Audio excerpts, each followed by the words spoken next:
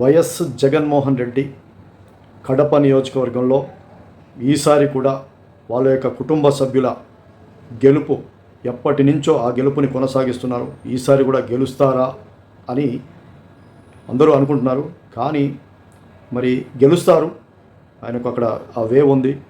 అయితే 1978 నుంచి ఇప్పటి వరకు వైఎస్ కుటుంబమే అప్రతిహతంగా అక్కడ భారీ మెజారిటీతో వైఎస్ కుటుంబ సభ్యులే గెలుస్తూ వస్తున్నారు 1978 నుంచి కూడా.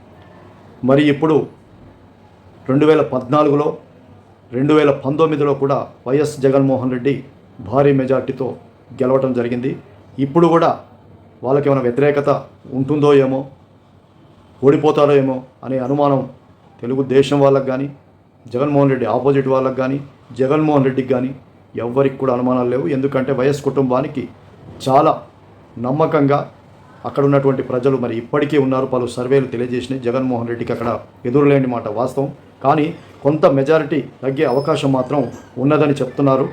ఓడిపోతాడని కూడా చెప్తున్నారు. కానీ జగన్మోహన్ రెడ్డికి ఎన్ని సర్వేలు చేసినప్పటికీ జగన్మోహన్ రెడ్డి కడపలో ఓడిపోయే పరిస్థితి లేదు.